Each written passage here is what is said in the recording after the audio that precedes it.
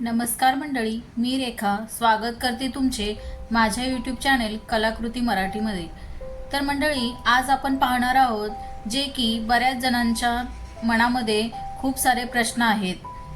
तर आज थंबनेल पाहून तुम्हाला कळाले असेल की मी जेव्हा पारायण केले होते तेव्हा कसे केले होते हे मी तुम्हाला आता सांगणार आहे। तर पाहूया पारायण कसे, केव्हा आणि कधी करायचे। तर मंडळी, बऱ्याच जणांना पारायण करायचे आहे, तर पुढच्या 2 आठवड्यानंतर आठवड्यामध्ये खूप छान संधी आहे आपल्या गुरूंना प्रसन्न करून घेण्यासाठी।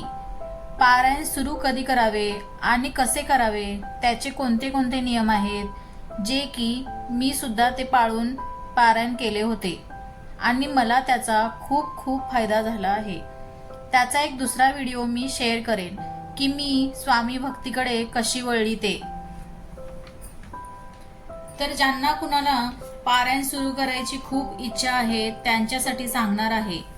आता 29 जुलैला गुरुपौर्णिमा आहे। तर गुरुपौर्णिमेला गुरुचरित्र पारायण करण्याचे मुख्य कारण म्हणजे या दिवशी ब्रह्मांडात गुरुतत्व नेहमीपेक्षा 1000 पटीने अधिक कार्यरत आणि जागृत असते। तर आपण या काळात पारायण केले तर आपल्याला लवकर फळ प्राप्ती होते। तर सुरुवात कधी करावी, कशी करावी हे मी आता तुम्हाला सांगणार आहे। गुरुचरित्र पारायणाला बसण्या अगोदर आदल्या दिवशी 4 श्वानांना आणि 1 गाईला छोटी पोळी करून खायला द्यावी आणि मग दुसऱ्या दिवशी आपण पारायण सुरुवात करावी। तर आता ह्या गुरुपौर्णिमेला 29 जुलैला जर आपल्याला 7 दिवसाचे साप्ताहिक पारायण करायचे असल्यास त्याचा प्रारंभ तुम्ही 23 जुलै गुरुवारी करावा, म्हणजे 23 तारखेपासून पारायणाला सुरुवात करावी। आता आपण पाहूया पारायण कसे करावे ते आता मी तुम्हाला सांगणार आहे। तर प्रथम आपण पूजा मांडणी पाहू। घरात ईशान्य किंवा पूर्व दिशेला आपले तोंड करून बसावे किंवा आपल्या मंदिरातील दिशा पाहून बसावे। तर पहिल्यांदा पाटावर पिवळे किंवा लाल वस्त्र अंथरून श्री दत्त महाराज आणि श्री स्वामी समर्थ महाराजांची मूर्ती असेल तर ती मूर्ती किंवा फोटो स्थापित करावी किंवा आपल्या घरातील मंदिरात जसे आपण पूजन केले आहे तसे ठेवले तरी चालेल। तर दुसरी गोष्ट म्हणजे पोथी पूजन। गुरुचरित्र पोथीला पाटावर किंवा ग्रंथासनावरील पांढऱ्या पिवळ्या वस्त्रामध्ये ठेवून गंध, अक्षता आणि फुले वाहून तिची पूजा करावी। गुरुचरित्र पारायण काळात 7 दिवस पोथी हलवता येत नाही। पोथी वाचल्यानंतर परत पोथीवर वस्त्र टाकावे।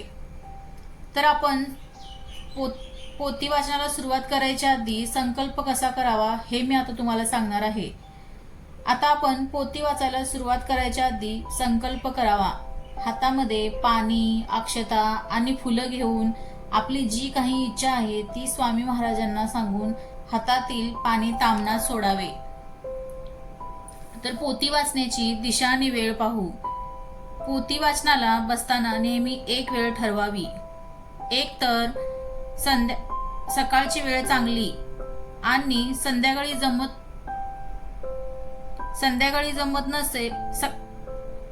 सकाळची वेळ चांगली आणि सकाळी जमत नसेल तर संध्याकाळी पोथी वाचावी।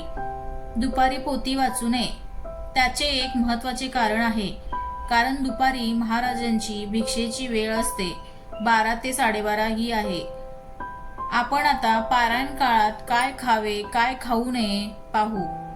पारायण काळात सात्विक आहार घ्यावा, म्हणजे कांदा, लसूण, मांसाहार करू नये।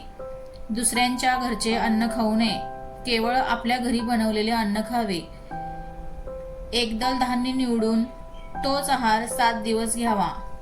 आपण जर आजारी किंवा प्रेग्नंट असाल, उपवास जमत नसेल तर कांदा, लसूण, मांसाहार न खाता बाकीचे सर्व घरचे खाऊन पारायण केले तर चालेल। 7 दिवस पूर्ण ब्रह्मचर्य पाळावे। खोटे बोलणे, निंदा करणे टाळावे। तर आता आपण पाहू पोथी कशी वाचावी। तर पोथी वाचण्याचे काही नियम आहेत ते मी आता तुम्हाला सांगते। पहिल्या दिवशी अध्याय 1 ते 9 वाचावा। दुसऱ्या दिवशी अध्याय 10 ते 21 वाचावा। तिसऱ्या दिवशी अध्याय 22 ते 29 वाचावे। चौथ्या दिवशी अध्याय 30 ते 35 वाचावे. पाचव्या दिवशी अध्याय 36 ते 38 वाचावे. सहाव्या दिवशी अध्याय 39 ते 43 वाचावे. सातव्या दिवशी अध्याय 44 ते 53 वाचावे. वाचन झाल्यानंतर सांगता करावी. सांगता कशी करावी? शेवटच्या दिवशी महाआरती करावी. नैवेद्य दाखवावा. शक्य असल्यास सुवासनी किंवा ब्राह्मणाला भोजन दक्षिणा देऊन अन्नदान करावे.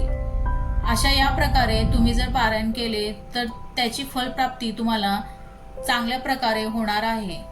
तर माहिती आवडल्यास व्हिडिओला लाईक, शेअर आणि सबस्क्राईब करा. थँक्यू.